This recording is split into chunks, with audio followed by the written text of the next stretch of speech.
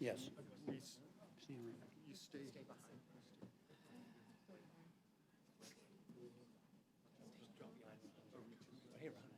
Hey, how are you? Welcome to the public unveiling of the report of the Commission on Evidence-Based Policymaking. My name is Ron Haskins, and I co-chaired the Commission. We're pleased that all of you could be here with us today as we present our final report to the legislators that championed the Commission into existence, House Speaker Paul Ryan and Senator Patty Murray. We'll hear from both of them in just a minute. The Commission was established by the Bipartisan Evidence-Based Policymaking Commission Act of 2016, which was jointly sponsored by Speaker Ryan and Senator Murray and signed into law on March 30th, 2016. The legislation directed the appointment of 15 commissioners with a broad range of expertise, including academic researchers, data expert, seasoned administrators — I don't think the word seasoned was in the statute — and experts in computer science, data privacy, and privacy law. The Commission was provided just over 1 year to study and develop a strategy for strengthening government's evidence building and policymaking efforts. Specifically, the Act directed the Commission to study how the data that government already collects — I stress, already collects — can be used to improve government programs and policies. A prime insight of the Ryan Murray team was that we already have mountains of data that contain new insights that creative researchers can unleash and that can provide us with an inexpensive and reliable source of information that will help us evaluate our social programs. Look in Appendix D of the report to see a list of these data sets. They're extremely impressive. Considerations such as these caused Speaker Ryan to claim that this is not just another commission. It is part of a sea change in how we solve problems. He also asserted that the Commission was expected to provide the tools to make better decisions and achieve better results, and we took that charge very seriously. Our findings and our accompanying 22 recommendations for fundamentally improving the federal government's evidence-building systems and capabilities are documented in our final report entitled The Promise of Evidence-Based Policymaking that we are releasing today. Now I want to talk briefly about how the Commission operated, in part to set the stage for remarks of the Commission Chair, Catherine Abraham, here on my left, and I should have said probably the spectacular chair of the Commission, who in a moment will share highlights from our Commission recommendations. First, the bipartisan legislation resulted in a bipartisan commission. Spanning the 15 commissioners, there is not only a huge range of expertise, but we have commissioners who were appointed by leading Republicans and Democrats in Congress and the White House, and the commission includes individuals who have served as senior leaders in both Democratic and Republican administrations.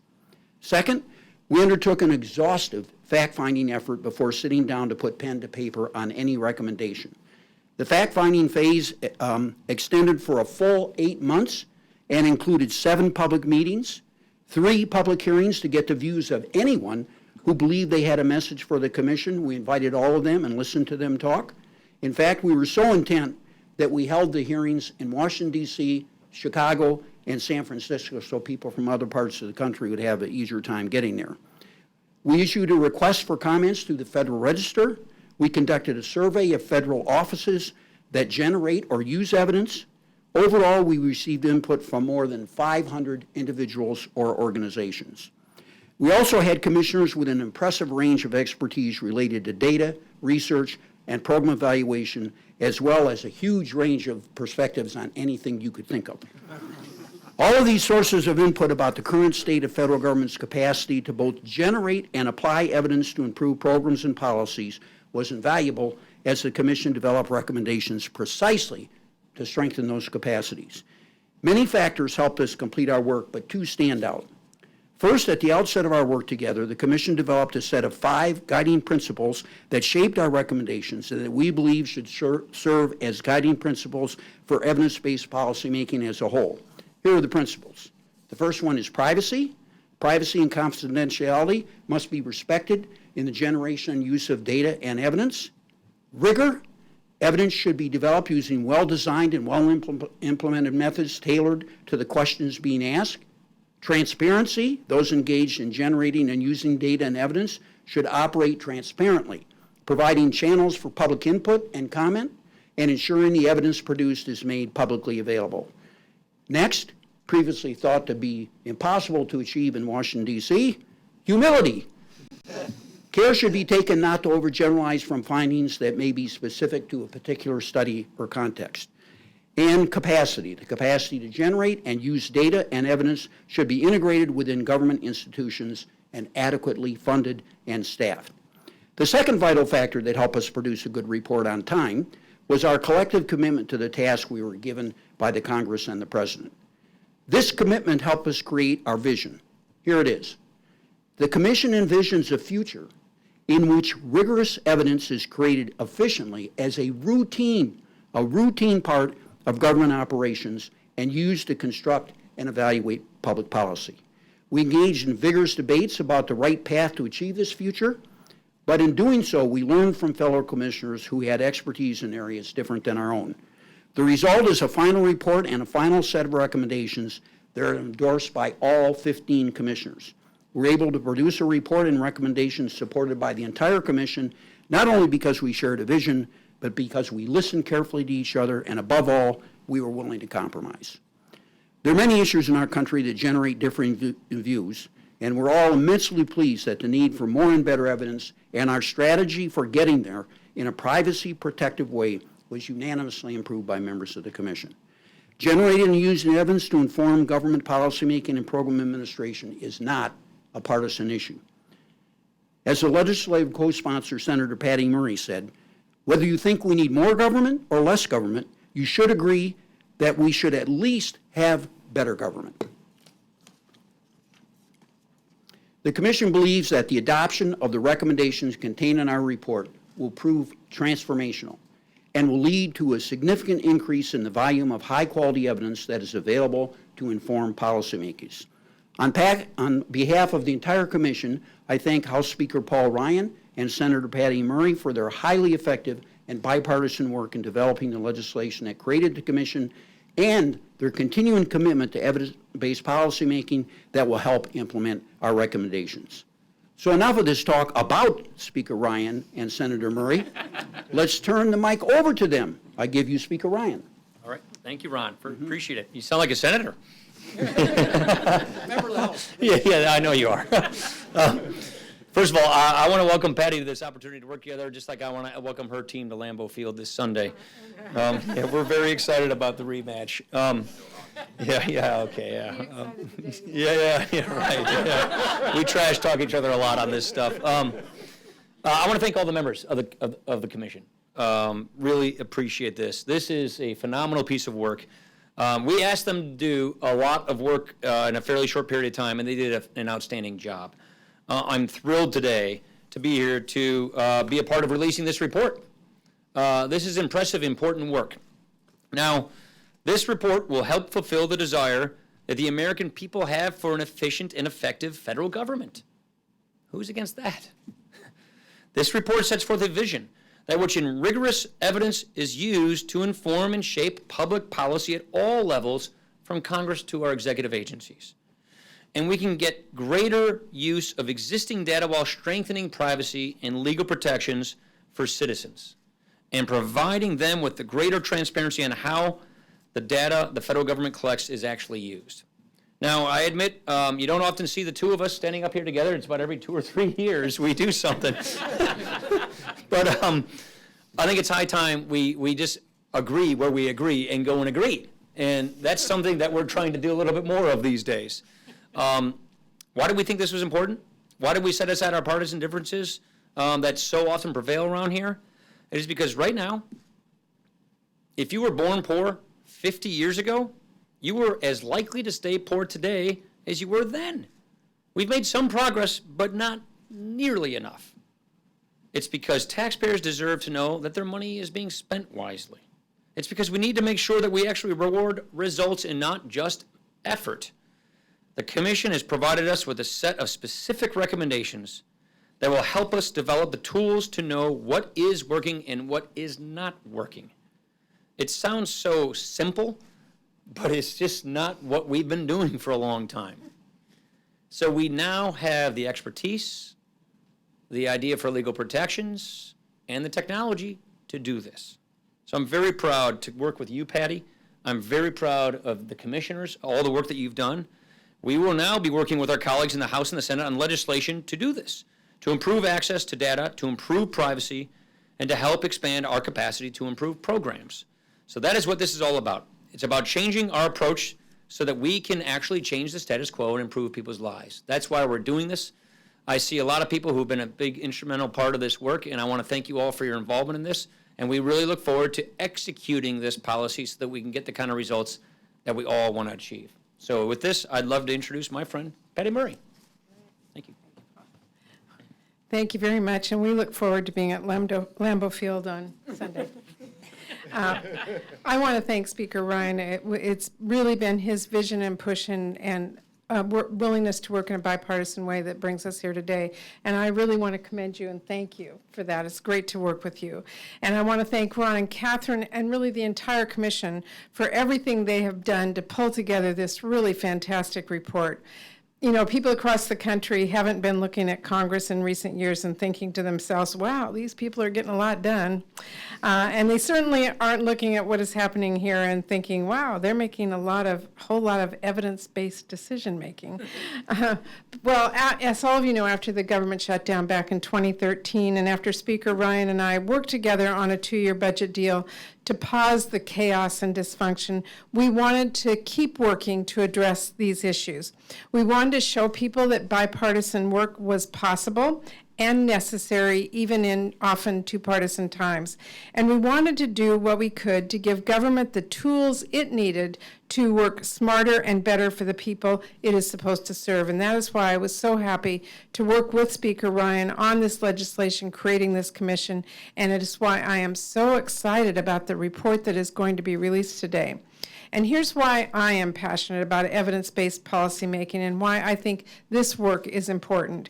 Because no matter what any of us think about government in general, and no matter what we think about programs or investments in particular, surely we should be able to agree that we should do everything we can to make sure that they work as well as possible, not just because we wish them to, and not just letting blind ideology or partisanship guide the way or undermine policies that help people, but by using evidence, facts, science, making sure our policies are aligned with what we actually know works and what doesn't. And not just out of respect for those who are being served, government's customers, though that is critical, but also out of respect for citizens who put their faith in policymakers to get this right. And it's not just about dollars and cents, it's about hope and trust, and policymakers owing it to the people we represent to rigorously examine and continuously improve our government and its programs. Now, we've made some progress on this front, especially in some of our recent bipartisan deals we've done on workforce investment in K-12 education and substance use and addiction. But, you know, we got a long way to go, and the federal government needs to do a lot more. So I'm very excited to be here today for the release of this report. The Commission put together some fantastic ideas for helping policymakers see the pieces of what is out there when it comes to evidence, information, and policies, and then link them together. The recommendations they've pulled together to both increase access to data and improve the security and confidentiality of that data, as well as expand the capacity to turn that data into evidence, would go a long way towards helping us as policymakers do better by the people we serve. The Commission has done a great job mapping the infrastructure, process, and laws already in place, the ecosystem, and proposing ways to strengthen, streamline, and facilitate what is already in place. And I'm especially glad that this expert and diverse group of members, diverse in political views and in professional experience, delivered us a report supported by all 15 members. That is a real tribute. Unanimous recommendations from a bipartisan commission in Washington, D.C. right now is a very rare thing. So thank you all for that. It is really a testament to their commitment to this mission and to Catherine and Ron's leadership in particular. So I really want to thank all of you. but a report is only as good as the work that comes out of it. So I'm really glad to be here today with Speaker Ryan to make it clear this is not the end of this story. It is now the beginning. We are working on legislation, and we hope to introduce it soon to turn several of the nearly 24 recommendations into law and lay down a foundation for more work to come. These initial recommendations, part of the Foundations for Evidence-Based Policymaking Act, represent important down payments on 3 main areas of recommendations: expanding access, modernizing privacy, and strengthening the capacity for evaluation. The down payment legislation will make sure we make immediate progress while we hear from our constituents and stakeholders, and while we work with the commissioners and committees of jurisdiction on the remaining recommendations. In addition, I am pleased the Bipartisan Policy Center, led by its president, Jason Gourmet, who's here with us today, has enlisted Catherine and Ron to lead a BPC initiative that will continue the work of this commission. It was really important to me and the Speaker to have that capacity in place as the Commission ends its work this month. And I'm very happy that Jason and the BPC have stepped up to do this. I really appreciate it. So thank you again to everyone for all the work you have done. And I commit to you that I will continue working as hard as I can by your side and doing everything I can to bring our colleagues on both sides of the aisle along with us. We may not always agree on much these days, but I am hoping that evidence-based policymaking will be a ray of light in often too dark times. So thank you all again for your tremendous work, and Speaker Ryan, it's an honor to be here with you.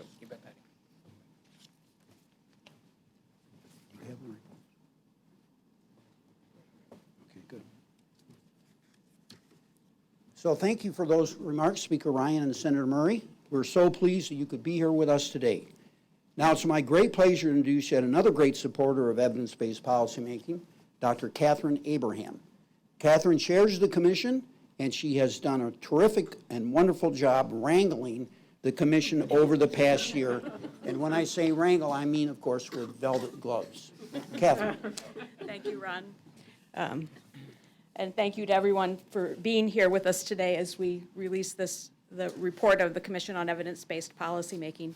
Before I make a few remarks, I would like to give a bound copy of the report. Well, I'm impressed you had it printed out. It was cheap, you know. So, thank you so much. Thank you very much. Thank you. Thank you so Catherine. much. Really appreciate it. So- Thanks for that. I can do that. Yeah. Thank you. All right, thank you. So, I want to just make a few remarks about the substantive content of the report and some of our recommendations. All of us, of course, are here today because we believe that the American people deserve a government that functions efficiently and addresses responsibly the challenges that face our country. But for government to perform as it should, policymakers need to have good information about how programs and policies operate, about what works and what doesn't, to guide their decisions about improving government programs and policies. In establishing the commission, the Congress rightly acknowledged that today, in too many cases, too little evidence is produced to meet this important need. The commission was charged to develop a strategy for increasing the availability and use of data in order to build evidence about government programs while also protecting privacy and confidentiality. As Ron's already mentioned, the members of the commission have been motivated by a vision of the future in which rigorous evidence is created efficiently as a routine part of government operations and used to construct effective public policy. The recommendations in our report are intended to move us towards making that vision a reality. Traditionally, increasing access to confidential data presumed that a significant increase in the risk that individual privacy would be compromised. And I think it's important to say that that is a presumption that we as a commission have rejected. As this is described in the commission's report, there are steps that can be taken to improve data security and protections for privacy beyond what exists today while increasing the production of evidence to inform policy. We think we can have our cake and eat it too. But seriously, modern technology and statistical methods combined with transparency and a strong legal framework do create the opportunity to use data for evidence building in ways that were not possible in the past. Ron has described our extensive fact-finding process through which we all came to understand better the barriers to the effective use of government data to generate evidence. Our report includes 22 recommendations designed to address these barriers. They fall into 3 broad categories. First, modernizing and strengthening the privacy protections for data used in evidence building. Second, improving data access for approved evidence building projects. And third, strengthening the federal government's capacity for evidence building. I would like to highlight just a few of the recommendations that fall under each of these 3 broad categories. First, one of the things that the Commission was charged with doing was to evaluate if and how to create a clearinghouse for program and survey data to support federal program evaluation and policy. The Commission considered the idea of establishing a data clearhouse in the sense of a data warehouse where large amounts of linked data are accumulated and stored and available for anyone who wants to come in and look at them to do so. And we rejected the idea of such a clearinghouse on the grounds that we believed it could raise substantial risks for privacy. What we have recommended instead is a service to facilitate the linking of relevant data on an as-needed basis for approved statistical projects to inform federal programs and policies. So data would come in, they would be used for a project. When the project is concluded, the linked data file would be destroyed. So we would not be accumulating a bigger and bigger store of individual level data at this service. We've named this service, we're not super creative, so we've named this service the National Secure Data Service, and if someone can come up with a better name, I would happily buy you a beer. But for now, the National Secure Data Service would be created by bringing together and building on existing resources within the government. The service would facilitate secure access to government data by qualified researchers inside and outside of government, and especially to data sets that are created by linking information from multiple agencies. In addition to supporting secure access to confidential data in a setting that meets stringent data protection standards, the service would also develop state-of-the-art methods to safely combine data for evidence building and support the application of cutting-edge privacy protective approaches and technology that could be applied across the government. Together with the establishment of the National Secure Data Service, the Commission also recommends in the area of access changes to law as needed to ensure that administrative data that have value for evidence-building purposes can be accessed through the service. Throughout its deliberations, the Commission prioritized consideration of privacy. I have not done this myself, but I was told that if you search the report for the word privacy, that it appears 408 times. Protecting privacy has been a priority for federal evidence building for many decades. But over the course of our fact-finding, it became clear to us that government practices must adapt to new threats and take better advantage of emerging technologies for protecting data. We believe that through law and policy, it is possible to ensure that federal departments are consistently adopting the most up-to-date methods to protect data used for evidence building. The Commission's recommendations with respect to enhancing privacy specifically include requiring that when de-identified confidential data are being considered for release, that a comprehensive risk assessment be conducted before that is done so that data can be better protected and risk appropriately managed. Adopting modern privacy-enhancing technologies for protecting confidential data used for evidence building, and codifying policies for maintaining the integrity and objectivity of federal statistics in order to promote continued trust in the accuracy of information that's used to guide government decision-making. As important as we believe improved access to data and strengthened privacy protections are, on their own, they will not improve the volume and quality of evidence. To do that, it's essential that the evidence-building community within the federal government have sufficient capacity and sufficient administrative flexibility to carry out the work of effectively generating the evidence that policymakers require. To strengthen the capacity of the evidence-building community within the federal government, we have a number of recommendations. These include identifying or establishing a chief evaluation officer in each department to coordinate evaluation, policy, and research. Establishing a senior agency official for data policy with responsibility for coordinating access to data and stewardship of departments' data resources for evidence building. Where we exist, we believe that the heads of the existing federal statistical agencies likely would be the right people for this role. We recommend that federal departments develop learning agendas to support the generation and use of evidence to address the full range of policymakers' questions.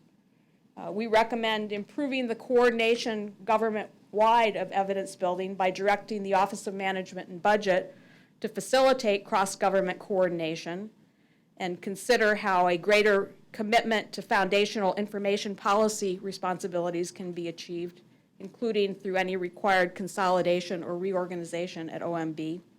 We recommend aligning administrative processes with evidence-building activities, including processes related to the clearance of information collections and the procurement of services for evidence building.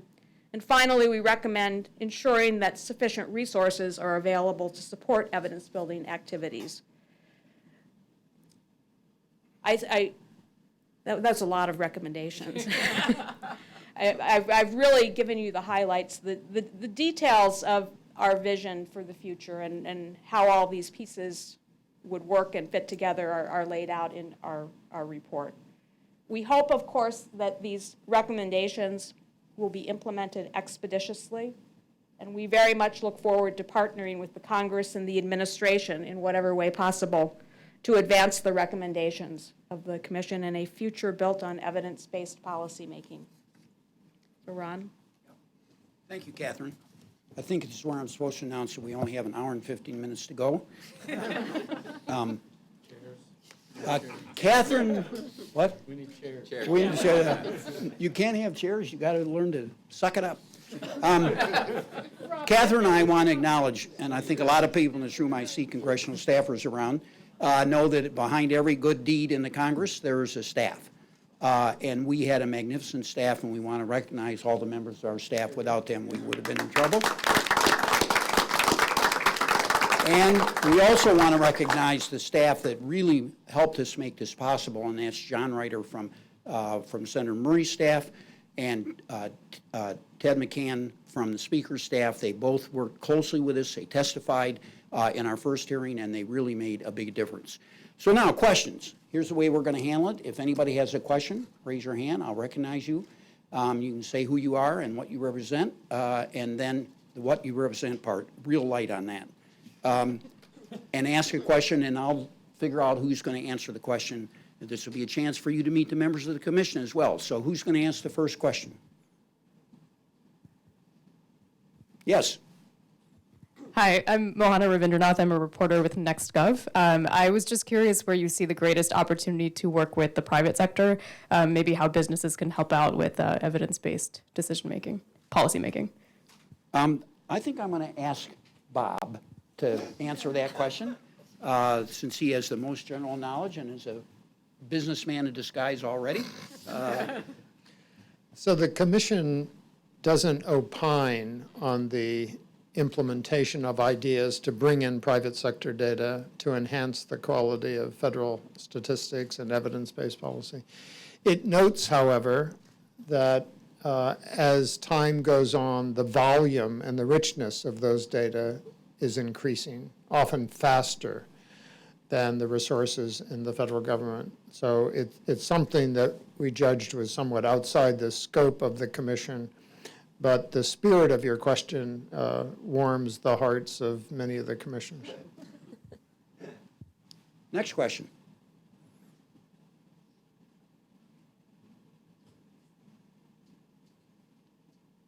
Yes. Right here. Okay. Here, coming right there. It's coming right there. So, Jason with the BPC, I want to congratulate you on reaching a consensus. One thing that we find in a number of projects is that people believe consensus is a gentle art practiced by collaborative people with really few principles at all. In our experience, it's an act of constructive intellectual warfare where people of goodwill have real collisions of ideas. And I guess I'd be interested if you could reveal a little bit about what were some of the harder issues to reach agreement on, because I imagine those are the places where the Congress is also going to grapple with trying to come up with legislation. By the way, I should say that first answer to the question was given by Bob Groves, a former head of the Census Bureau, and now the Provost at George Washington. I would like the person to answer that. Oh, I'm sorry, Georgetown. I only learned there was a difference yesterday, so. All right, so I want to you like that? You can tell he's out of state. So the person to answer that question by far the best is Catherine, because she is the one that did the most of anybody on the commission to promote agreement and compromise. So, Catherine. I thought you were going to take that one, Ron. Well, I mean, I spent an awful lot of time talking about issues related to privacy. We think we've come up with an approach to expanding access to data that also can improve the protections afforded in terms of privacy and confidentiality, and that's all laid out in the report. But exactly what we were going to say about how much access there should be to data was something that we spent a lot of time talking about. And you can see that, I think, in the discussion in the report. So I think that was the thing that we had the most intellectual engagement around of all of the interesting topics we discussed. But never conflict. Yeah, no conflict. Yes. No conflict, but lots of long faces and people going, looking at, Next question.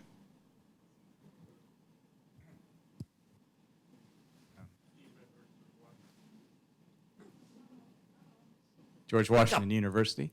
You spent most of your time on the infrastructure and the problems of capacity and developing data and evidence, but it appears you haven't addressed very much the questions of policy design and the design of policy-making processes that could be adjusted to make better use of evidence. Did you give any thought to that in your deliberations, or is that a task for some other group?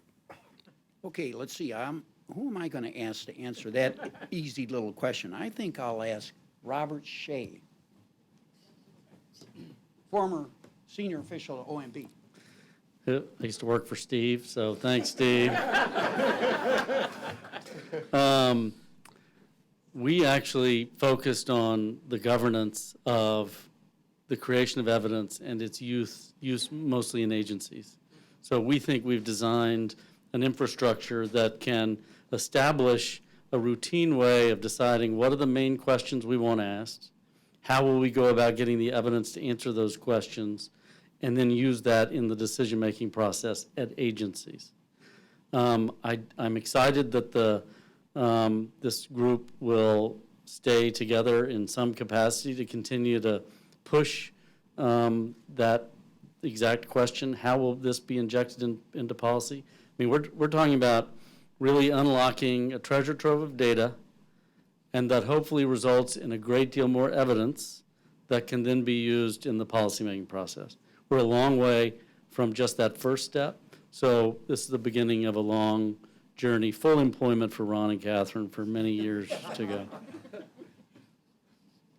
Yes, and no vacations. Next question. Robert Gore, I know that guy from AI. AEI. That's right. So I'm looking at recommendation 2.6 and 2.7. And 2.6 is a pretty strong one about quarterly earnings. And I'm just curious, who is Congress and the President to direct the states to provide that data to? Is it the service or is it some other entity? And then once it's provided to them, is it available, who's it available to? Or what's your vision of that? I have no idea, but Ken Trotsky from the University of Kentucky does. Wow. So I think the commission was trying to be very thoughtful and careful about not stepping sort of outside the bounds of what we thought our role was. Clearly, when you start talking about unemployment insurance data on unemployment insurance and data that it resides at states, it's a difficult balance to try to figure out the appropriate role, how the federal government interacts with the states in providing that data. So I think we were trying to be careful in thinking about making it recognizing that it's important that those data are part of the infrastructure, but not prescribing for federal officials and state officials exactly the structure that should be the best structure to set up to get those data into the system. It's clear that those data are very important for doing this type of analysis, but I'm not sure that we're the right people to tell Congress how to go about doing that. And does that apply also to the direction in 2.7 about state-collected administrative data? That you want it gathered and brought somewhere and more of it, but how that gets worked out is left unsaid. I would say that that's, both of the programs that you're talking about, the programs you're referring to are clearly programs that receive both federal and state support. And it's important to recognize, it's also important to recognize that states operate under significant constraints when trying to figure out the best way to collect and provide that data. And so we wanted to ensure that, yes, all of those data, it's recognized that those data are important for policymaking, vital for policymaking, but do it in a way that continues to enjoy the support of both the federal officials and the state officials who, in many ways, can benefit from the policies and the research that would be done with those data. If I could add just one thing to that, I thought during several discussions that the feeling was that at first there was some suggestion, tell the states they have to do it, because the federal government pays for at least half of the program, and in some cases, like food stamps, as you know very well, they pay 100% of the benefit. So it seems like we should have access to the data. But I think eventually the commission came to think that we want to work this out on a cooperative basis with the states. That's the way the federal government should do it. And we shouldn't try to demand things. We should work it out. And in the long run, that we'll get a better result if we do it that way. Next question. Yes, in the back there. Hi, I'm Meredith Summers. I'm with Federal News Radio. Thank you guys very much for your time today. If there are a couple, out of all those really good recommendations, are there a couple that are the best or the ones that are, I'm not really sure how to word this. I have to write it out because despite the fact that I'm a radio reporter, I get nervous asking questions. Initially, my question was, okay, sharing and securing and organizing data can sometimes be tough for the government. And so you have this big book with amazing recommendations, but what are we actually likely going to see? And so then my other question was, if you had to pick a couple to be like, please just get these done, what would they be? I know the answer, but I am going to let Bruce Meyer tell you what it is. No easy questions. I think that if you asked different people, different commissioners, you'd get different answers on that. And there are different things that you would first pick to strengthen privacy. There are different things that you'd pick to improve capacity and different recommendations that you would point to improve access. And let me leave it at that. Good idea. Next question, and then the one after this one, someone please ask a privacy question. We really need to talk about privacy. Yes, right there. Well, I think it's my role to ask the privacy question. Oh, good. I'm Mark Rodenberg with the Electronic Privacy Information Center. Actually, I want to commend the commission. I saw a draft of the report earlier today, and I was really quite taken by the depth with which the Commission looked at privacy issues, made proactive recommendations. I particularly like this phrase, solely statistical purposes. And I'm assuming that if data is not used solely for statistical purposes, there will be appropriate criminal penalties. Still looking in the report for that. But actually, I did want to ask this question, which I know I'd raised at one point, because I spoke before the Commission. I couldn't quite tell if this issue was addressed by the Commission. It seems a timely question to ask. I remember saying that there are a lot of government databases that do contain personal data that obviously implicate privacy interests, and if you're going to gather that data, there could be privacy consequences unless you have adequate safeguards. But I also said to the Commission that there are many government databases that implicate privacy not at all. And here's a very timely example of that. So the United States today is looking at a near catastrophic situation regarding two hurricanes that are heading toward our coast, Irma and I guess Josie afterward. And it turns out that the European models for hurricane tracking are more accurate than the US models for hurricane tracking. Climate data as a general matter, and the data that's obtained by NOAA as a general matter, has no privacy implications as far as I know whatsoever.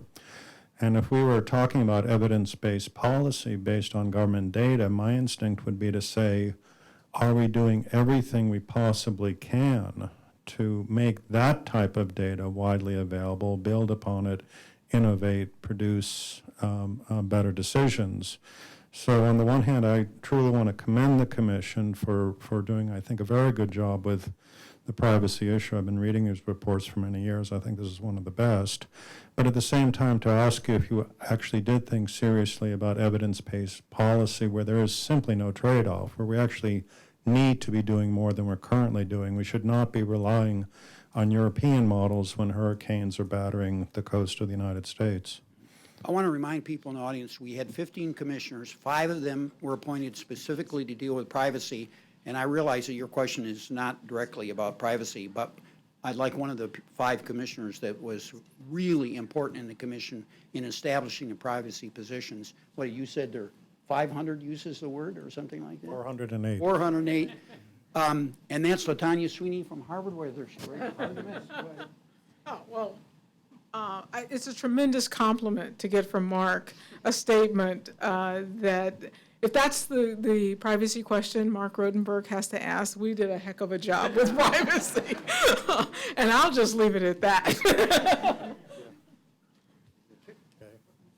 Oh, you want to add something? Yes. So one of the things you said, Mark, is absolutely true. I know we focused on the most sensitive data. We spent most of our time on that. But actually, some of the features of this National Secure Data Service steal ideas from non-confidential data. So the Earth Grid Federation that contains the global climate data is really a model that looks very similar to our notion. No data are stored centrally. Data are globally available through access and heavy control of who's accessing for what purpose. So they were ahead of us, I think, on how to do this and how to do it securely to maximize the informational value, but still maintain control over data sets. I would just add one other thing, too, is some of the report talks a lot about a tiered access model and the idea of doing a risk assessment and making that public, giving transparency to the decision-making of whether a group holds back a data set or produces a data set. And in that regard, the idea of holding back a data set, that there are no privacy reasons, I think it does support that, even though that's a little, not an example you'll find in the report. Yeah, absolutely.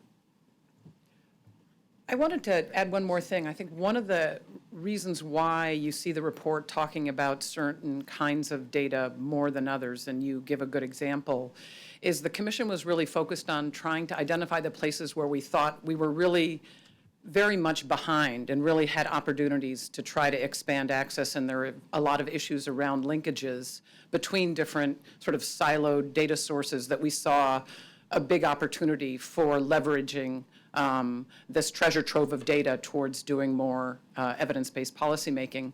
But another issue I think that comes up that might speak to the question that you have is the recommendations around the infrastructure building within agencies around trying to promote more evaluation, which in some sense speaks to the question that you have about the data being there and wanting to leverage that for more use.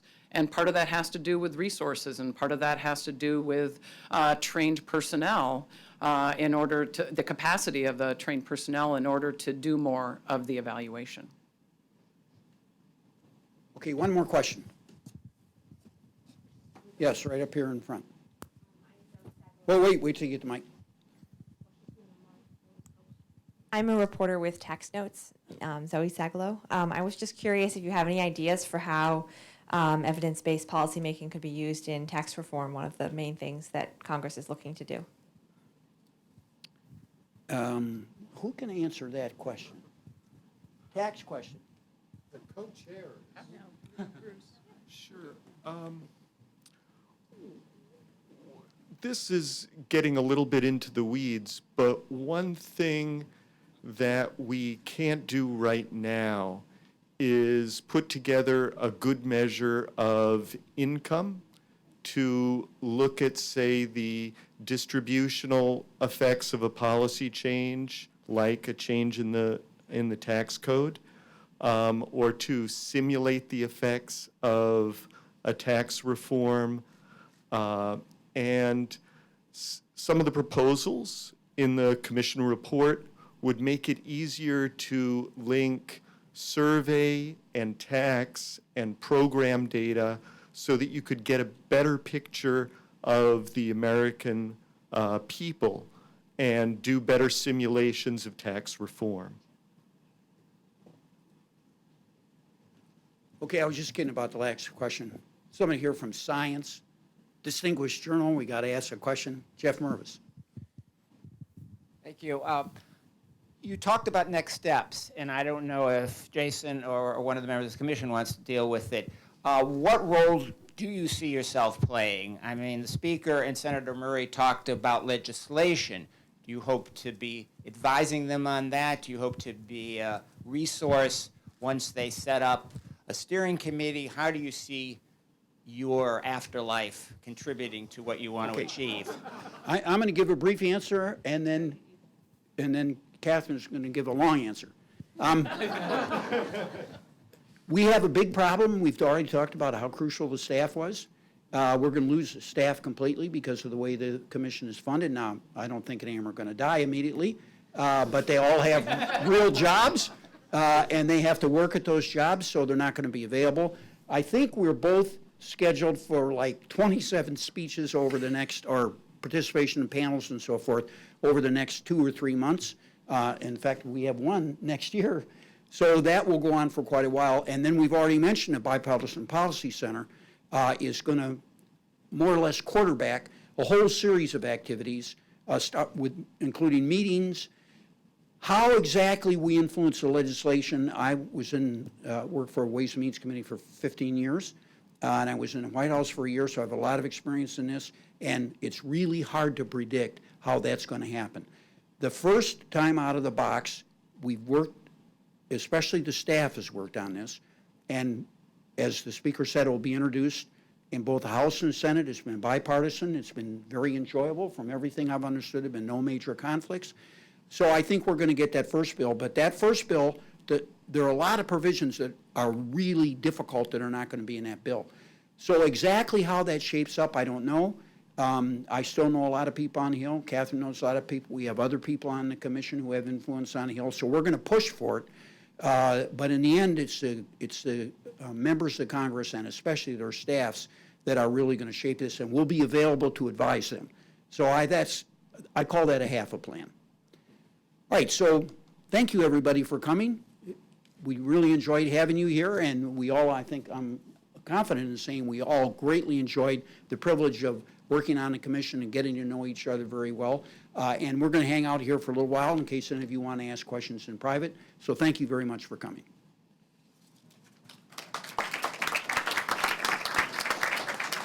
That's great.